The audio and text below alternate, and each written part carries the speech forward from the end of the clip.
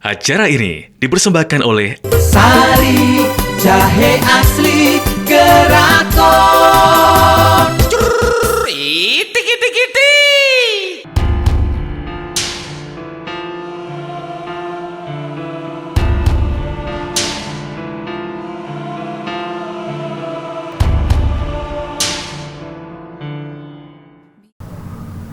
Assalamualaikum warahmatullahi wabarakatuh. Bismillah, alhamdulillah, wassalatu wassalamu ala rasulillah Sayyidina Muhammadin ibn Abdillah wa ala alihi wa sahbihi wa mawala wa la hawla wa la quwata illa billah. Amma ba'dah. Para kaum muslimin, pemirsa Malang TV yang dirahmati oleh Allah Subhanahu wa taala. Marilah senantiasa kita bersyukur kehadirat Allah Subhanahu wa taala. Alhamdulillah, meskipun kita kurang pandai mensyukuri nikmat-nikmatnya, tetapi Allah senantiasa melimpahkan nikmat dan rahmatnya bagi kita tanpa terkira. Utamanya saat ini kita telah ditemukan dengan sebuah bulan yang sangat mulia, yakni bulan Ramadan di tahun ini. Semoga kedatangan Ramadan di tahun ini bukan merupakan kesia-siaan bagi kita, dan pada akhirnya kita keluar dari bulan Ramadan ini terampuni semua dosa dan noda kita, dan kita menjadi manusia-manusia yang luar biasa di sisi Allah Subhanahu wa taala. Hadirin pemirsa Malang TV yang dirahmati oleh Allah Subhanahu wa taala. Di dalam surat At-Taubah Allah berfirman, "Inna iddatash syuhuri 'indallahi 12 syahran fi kitabillah yauma khalaqas samawati wal arda minha arba'atun hurum." Al-ayah. Sesungguhnya bilangan bulan-bulan di sisi Allah dalam satu tahun adalah 12 bulan. Dan dari 12 bulan ini ada 4 bulan yang mulia. Dan semua ulama mensepakati bulan yang mulia ini adalah Dzulqa'dah, Dzulhijjah, Muharram dan Rajab. Kita tahu di dalam hitungan bulan yang mulia ini tidak ada bulan Ramadan. Tetapi kita tahu bahkan Ramadan ini lebih mulia daripada bulan-bulan yang mulia itu sendiri. Mengapa? Karena di bulan Ramadan inilah Allah turunkan Al-Quran. Karena apapun yang terhubung dengan Al-Quran pasti akan dimuliakan oleh Allah. Kita tahu di antara para malaikat yang mulia, kita tahu ada malaikat Jibril, maka beliau merupakan malaikat yang paling mulia di antara para malaikat karena beliau turun dengan membawa Al-Quran. Kita tahu Nabi kita, Nabi Muhammad sallallahu alaihi wasallam, maka beliau menjadi orang yang termulia, bahkan mengalahkan seluruh alam semesta ini, karena kepada beliaulah diturunkan Al-Quran. Kita tahu kota Makkah yang merupakan cikal bakal lahirnya Nabi Muhammad, yang dahulu terkenal dengan kaum-kaum jahiliyah yang jauh dari agama ini, maka kota Makkah itu pun menjadi kota yang penuh berkah. Sekali kita sholat di Makkah sama dengan 100.000 kali sholat di tempat yang lain. Karena apa? Di Makkah inilah pertama diturunkan Al-Quran. Kita tahu di Madinatul Munawwarah itu pun dimuliakan oleh Allah, karena di tempat itu juga diturunkan Al-Quran. Oleh karena itu, karena kemuliaan Al-Quran ini, Allah memilih bagi orang-orang yang beriman di dalam umatnya Nabi Muhammad untuk berpuasa di bulan Ramadan.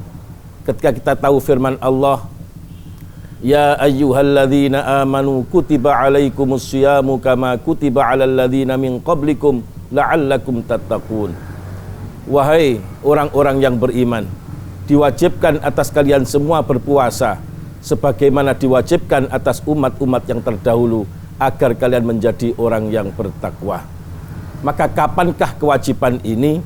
Maka pada ayat berikutnya Allah berfirman, "Syahrul Ramadhan alladzi unzila fihi al-Qur'an hudal lin-nasi wa bayyinatin minal huda wal furqan faman syahida minkum asy-syahra falyasum." Bulan Ramadan adalah bulan yang diturunkan Al-Qur'an sebagai petunjuk bagi manusia dan menjadi penjelasan bagi petunjuk itu dan menjadi pembeda antara yang hak dan yang batil. Maka barang siapa menemui bulan Ramadan, maka wajib berpuasa bagi dia. Karena itulah di bulan Ramadan kita kaum muslimin marilah kembali kepada kemuliaan Al-Quran. Dalam hadis riwayat Muslim, Nabi bersabda, Innallaha yarfa'u bihadzal kitabi aqwaman wa yadha'u bihi akharin. Sungguh Allah mengangkat dengan kitab Al-Quran ini beberapa kaum, dan Allah pun akan menjatuhkan dengan kitab ini kaum yang lain. Siapakah mereka yang diangkat derajatnya oleh Allah dengan Al-Quran?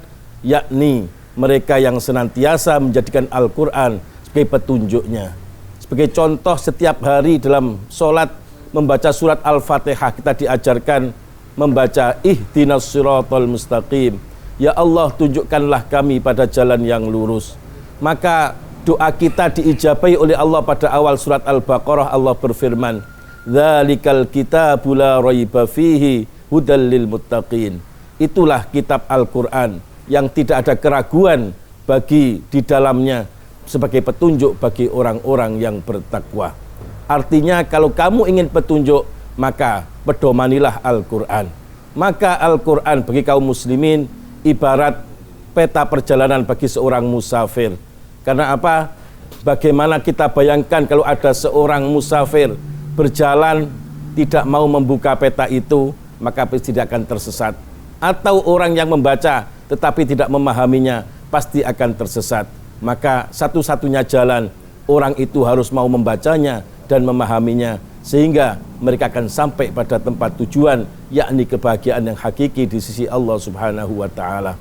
Dan jangan sampai kita menjadi orang yang dijatuhkan dengan Al-Quran. Siapa mereka? Mereka tidak pernah mau mengenal Al-Quran.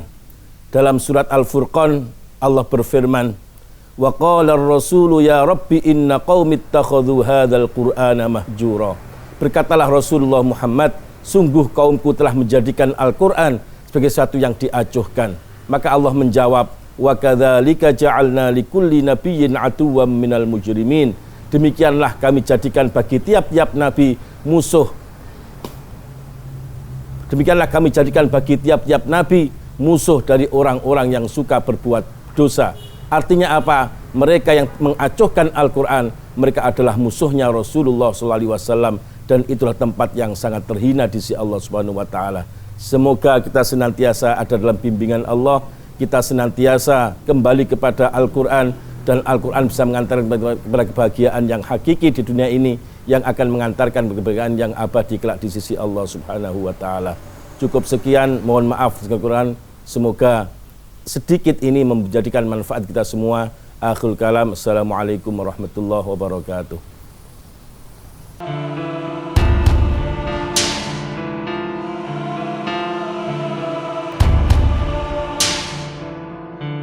Terima kasih. Anda baru saja menyaksikan acara ini yang dipersembahkan oleh Sari Jahe Asli Geraton.